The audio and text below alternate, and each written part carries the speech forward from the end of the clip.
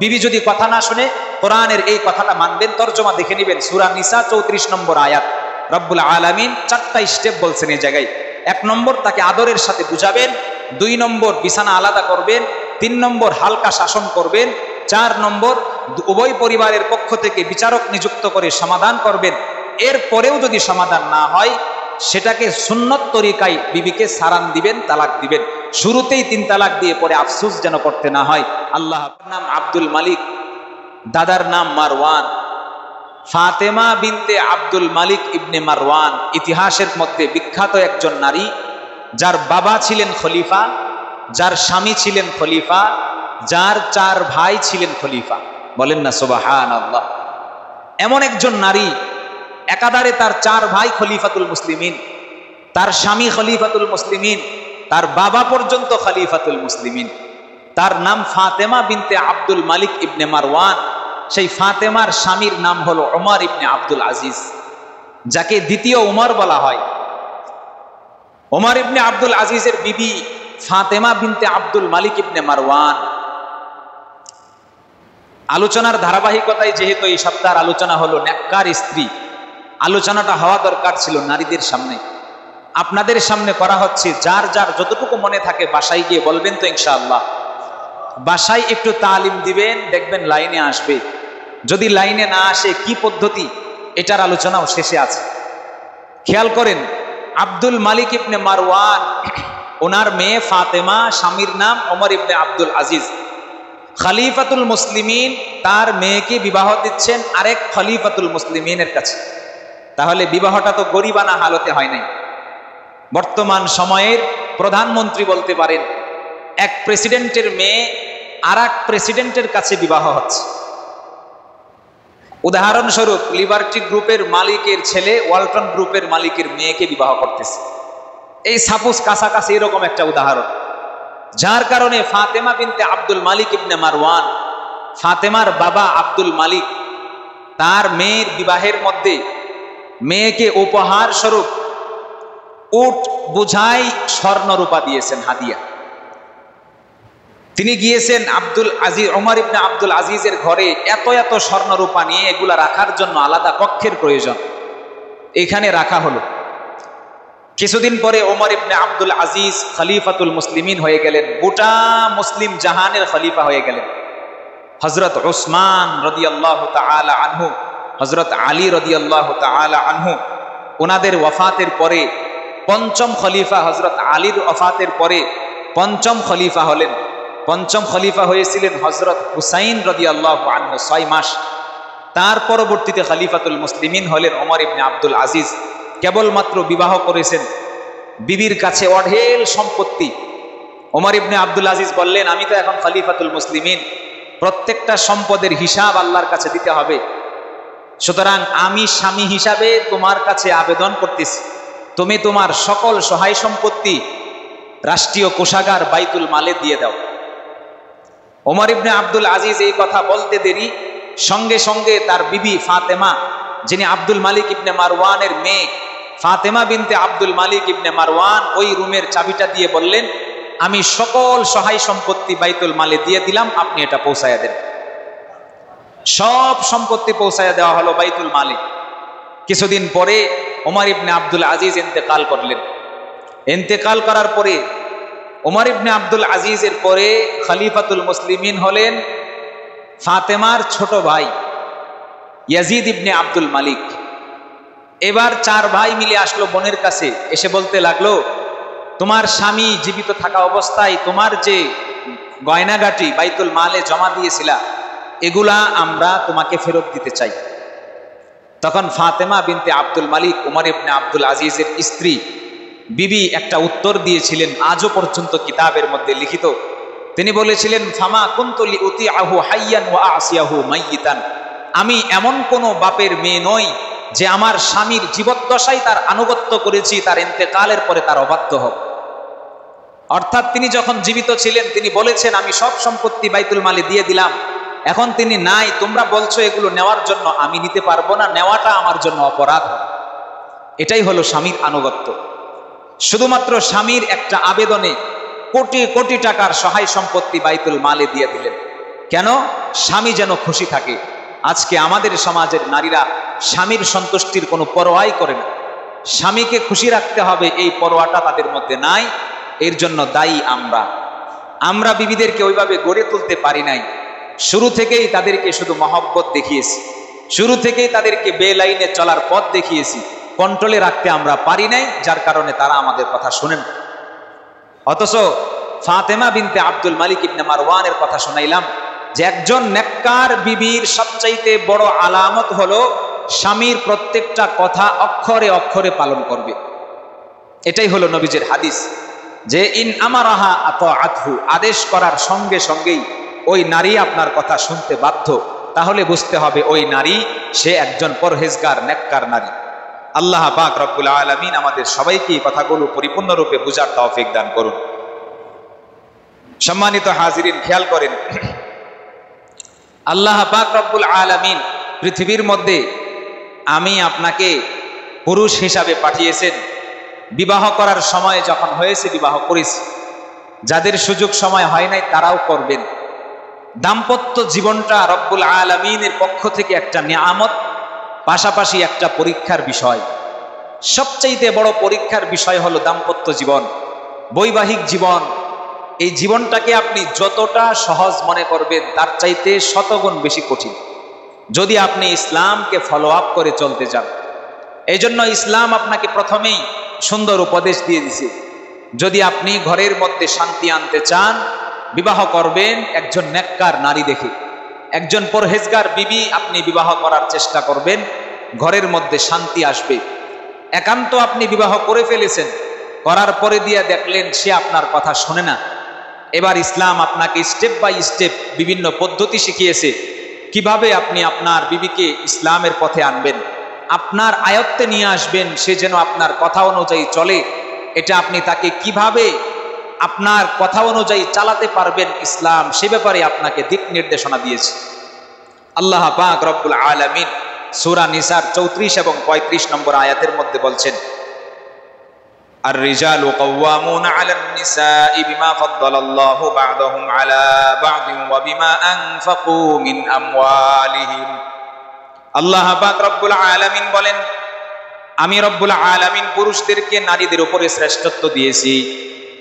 পুরুষদের উপরে নারীদের শ্রেষ্ঠত্ব আমি রব্বুল আলামিন দেই নাই, নারীদের উপরে পুরুষদের শ্রেষ্ঠত্ব দিয়েছি। এর কারণ হলো দুইটা। এক নম্বর, আমি রব্বুল আলামিন পুরুষদেরকে শক্তি সামর্থ্যের দিক থেকে অনেক শক্তিশালী করেছি। পুরুষদেরকে আল্লাহ তাআলা অবকাঠামোগতভাবেই শক্তিশালী করেছেন, চিন্তাগতভাবে তাদেরকে শক্তিশালী করেছেন। দুই নম্বর কারণ হলো ওয়াবিমা আনফাকু মিন আমওয়ালিহিম, পুরুষরা বাহিরে কষ্ট করে ইনকাম করে পরিবারের জন্য খরচ করে, এই কারণে নারীদের উপরে পুরুষের শ্রেষ্ঠত্ব। দুই কারণে, এক নম্বর গঠনগতভাবে পুরুষরা শক্তিশালী, দুই নম্বরে ইনকাম তারা করে, সংসারের হাল তারা ধরে, এই কারণে পুরুষদেরকে আমি নারীদের উপরে শ্রেষ্ঠত্ব দিয়েছি।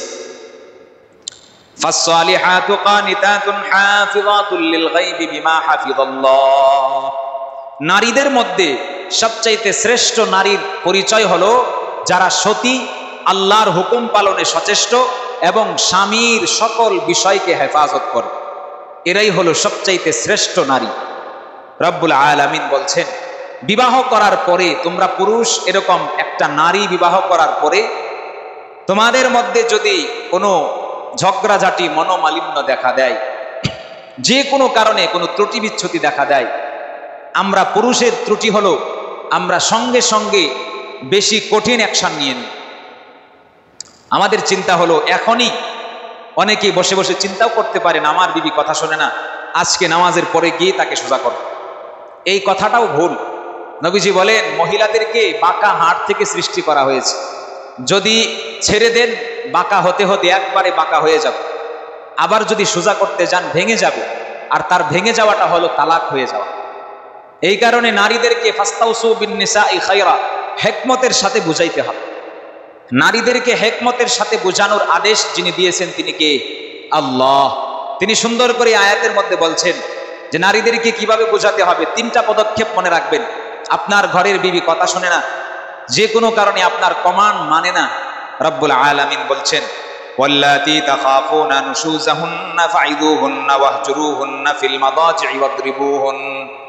যে সকল নারী তোমাদের কথা শোনে না, যে সকল বিবিরা স্বামীদের কথা শোনে না, তাদেরকে যদি লাইনে আনতে চান, 1 নম্বর স্টেপ, মহব্বতের সাথে তাদেরকে বুঝাইতে থাকেন, মহব্বতের সাথে তাদেরকে উপদেশ দেন, ইসলামের বিষয়গুলো তার সামনে তুলে ধরেন, নবীজির হাদিসগুলো তার সামনে তুলে ধরেন, কোরআনের বিধানগুলো তার সামনে তুলে ধরেন। কিন্তু বোঝানোটা হবে প্রথমবার মহব্বতের সাথে, খুব আদর এবং যত্ন সহকারে তাকে বুঝাবেন। এভাবে বোঝানোর পরে যদি সে আপনার কথা মানতে না চায়, যদি সে লাইনে না আসে, দ্বিতীয় স্টেপ রব্বুল আলামিন বলেন ওয়াহজুরুহুন্না ফিল মাদাজি', একটু কঠিন হন, আপনি থাকার বিছানাটা আলাদা করে নেন। আপনি আলাদা বাসায় থাকেন, মসজিদে থাকেন, অন্য রুমে থাকেন, বাবা মার কাছে গিয়ে থাকেন, বন্ধু বান্ধবের কাছে গিয়ে থাকেন, কিছুদিন এভাবে থাকেন, দেখবেন অটোমেটিক সে আপনার কথা শুনবে। এই দ্বিতীয় স্টেপ পালন করার পরেও যদি আপনার কথা সে না শুনে, ওই নারী যদি আপনার কথা না শুনে, রব্বুল আলামিন 3 নম্বর স্টেপের কথা বলছেন ওয়াদরিবুহুন, তাদেরকে হালকা শাসন করুন। গরুর মতো পিটানো যাবে না, এমন মায়ের মারা যাবে না চেহারায়, মুখে, হাতে, পায়ে লাত্তি ঘুষির কোনো হিসাব নাই, এরকম মায়ের মারা যাবে না। রব্বুল আলামিন বলছেন ওয়াদরিবুহুন, হালকা শাসন তাদেরকে করা হোক। 3 নম্বর স্টেপ, যদি তারা কথা না শুনে, হালকা শাসন করতে হবে। বেধর মারা যাবে না, হিসাবের বাহিরে মারা যাবে না। হালকা শাসনের মধ্যেও ইসলাম বলে দিয়েছে চেহারা এবং মাথায় আঘাত করা যাবে না, শরীরের স্পর্শকাতর জায়গায় আঘাত করা যাবে না। তাও তাকে শাসন করতে হবে একটা মেসওয়াকের যে পরিমাণ, ব্রাশের যে পরিমাণ, এরকম একটা লাঠি দিয়ে তাকে আঘাত করতে হবে। আপনি আপনার সুবিধা অনুযায়ী তাকে আঘাত করবেন, শাসন করবেন, যেন লাইনে আসে, ইসলামের হুকুমগুলো মানে, আপনার কথা অনুযায়ী চলে। এটা হলো কোরআনের বিধান। রব্বুল আলামিন সূরা নিসার 34 নম্বর আয়াতের মধ্যে বলছেন, নারীরা যদি অবাধ্য হয়ে যায়, তারা যদি আপনার কথা না শুনে, আপনার বিবি যদি আপনার কথা না শুনে, তাহলে তাকে 3টা স্টেপে আপনি কথা শোনানোর জন্য চেষ্টা করবেন। 3টা স্টেপ পালন করার পরেও যদি সে আপনার কথা না শুনে, বুঝতে হবে সে আসলেই খুব বেশি বেলাইনা চলে গিয়েছে। তখন রব্বুল আলামিন আপনার জন্য নতুন সুন্দর পদ্ধতি বলে দিচ্ছেন, ফাবআসু হাকামাম মিন আহলিহি ওয়া হাকামাম মিন আহলিহা, আপনার পরিবার থেকে এবং তার পরিবার থেকে 2 জন বিচারক নিযুক্ত করেন। আপনার পরিবার থেকে একজন বুদ্ধিমান বিচক্ষণ ব্যক্তি, তার পরিবার থেকে বুদ্ধিমান বিচক্ষণ একজন ব্যক্তি, তারা বসে আপনাদের বিষয়টা নিয়ে আলোচনা করবে সমাধানে পৌঁছার জন্য। তারা আলোচনা করে সমাধান করবেন। যদি সমাধানে আসতে না পারেন, লাস্ট স্টেপ হলো তালাক দেওয়া, লাস্ট স্টেপ হলো তাকে ডিভোর্স দেওয়া। গার্মেন্টস থেকে আসলেন, চাকরি থেকে আসলেন, বিবির সাথে কথা বনে নাই, মুহূর্তের মধ্যে তাকে মারধর করে আপনার মোবাইল ভেঙে 1 2 3 বলে আপনি শেষ দিয়ে দিলেন। এটা ইসলাম আপনাকে শিক্ষা দেয় নাই। যে কোনো একটা জিনিস আপনার আয়ত্তে আনতে হলে সময় দিতে হবে। আপনি ইসলামের হুকুম অনুযায়ী এভাবে স্টেপ বাই স্টেপ পালন করেন, কথাগুলো মানেন, তাকে বুঝাইতে থাকেন, বিছানা আলাদা করেন, হালকা শাসন করেন, পরিবারের লোকদেরকে নিয়ে আলোচনায় বসেন, সর্বশেষ আপনি তাকে তালাক প্রদান করবেন, যদি একান্ত সে আপনার কথা না শুনে। তালাক প্রদানের ক্ষেত্রেও জরুরি যে আলোচনা, সেটা হলো আমাদের সমাজের মধ্যে বর্তমানে তালাক তো প্রতিনিয়তই হইতেছে, প্রতিনিয়ত। অনেকে জানে, অনেকে জানে না। 100 বার দিনের মধ্যে বিবিকে ছাড়তেছে, আবার একসাথে থাকতেছে, মনে করে কিছুই হয় নাই। হারাম রিলেশন চলতেছে, হারাম সম্পর্ক, তালাক হয়ে গিয়েছে, আপনি জানেন না। বিবির সাথে থাকতেছেন, যে সন্তানগুলো হবে সবগুলো অবৈধ সন্তান হবে। অথচ ইসলাম তালাক পর্যন্ত যায় নাই। অনেক মানুষ এটাকে ভুল মেসেজ হিসাবে গ্রহণ করে, বলে ইসলাম মুহূর্তের মধ্যেই তালাকের কথা বলে, হুজুররা আলোচনার মধ্যে শুধু তালাকের কথা বলে। তালাকের আলোচনাটা এত সহজ নয়। তালাকের আগে 4টা স্টেপ। প্রথমে তাকে বোঝানো, 2 নম্বরে বিছানা আলাদা করা, 3 নম্বরে হালকা শাসন করা, 4 নম্বরে উভয় পক্ষের পরিবার থেকে 2 জন লোক মীমাংসার জন্য বসবে, আলোচনা করবে। এরপরেও যদি সমাধান না হয়, বুঝতে হবে এই 2 জন আর সংসার করতে পারবে না, তখন গিয়ে তালাকের সিদ্ধান্ত। তালাক দিতে গেলে তালাকের 3টা পদ্ধতি। অনেকেই তালাক দেয় একসাথে 1000 তালাক দিয়ে দেয়, পরিবার শুদ্ধ তালাক দিয়ে দেয়। এগুলো স্পষ্ট হারাম কাজ, শয়তানি কাজ এগুলো। তালাকের জন্য 3টা পরিভাষা। একটা তালাকের নাম হলো তালাকে রাজঈ, শুধু বিবিকে বলা তুমি তালাক, শেষ, এতটুকু, আর কিছু না বলা। পরবর্তীতে স্ত্রীর সাথে একটু ভালো করে কথা বললেই স্ত্রী আবার ফিরে আসবে। এটা 1 এবং 2 পর্যন্ত হয়। অথবা এভাবেই বলে দেওয়া তোমাকে বাইন তালাক দিলাম, একটা, শুধু নতুন করে বিবাহ করা লাগবে। যেভাবেই দেন, তালাকের সংখ্যা যখন 3 হয়ে যাবে তখন আপনার বিবি আপনার থেকে হারাম হয়ে যাবে। এই বিবিকে অন্য জায়গায় বিবাহ দিতে হবে। অনেকে এটাকে হালালায়ে শারঈয়া করতে চায়, আমাদের কাছে আসে, আমরা অনেক সময় অপারগ হয়ে যাই। আসলে হালালায়ে শারঈয়া বা ইল্লা শরা যেটাকে বলে, এই হিল্লা শরা ইসলামে নাই।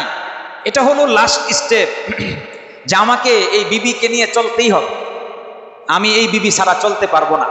বা ছোট ছোট বাচ্চা আছে, মেয়েদেরকে বিবাহ দিয়ে দিছি, নাতি আছে, জামাই আছে, তারা কোথায় আসবে? যে কোনো পন্থায় একটা হিল্লা শরা করে দিতে হবে। সেটা হলো সর্বশেষ স্টেপ। 3 তালাক দিলেন মানে তার সাথে আপনি আর থাকবেন না, খাইবেন না। আপনি বমি করার পরে সেই বমি কি আবার গিলতে পারবেন? তাহলে আবার 3 তালাক দেওয়ার পরে ওই বিবি নিয়ে থাকার চিন্তা করেন কিভাবে? 3 তালাক দেওয়ার পরে আবার বিবিকে নিয়ে থাকতে চায়, বলে আমার মাথায় সেন্স ছিল না, এই কারণে আমি তালাক দিয়ে দিছি। তালাক আপনি আপনার বাবাকে দিতেন, বিবিকে দিলেন কেন?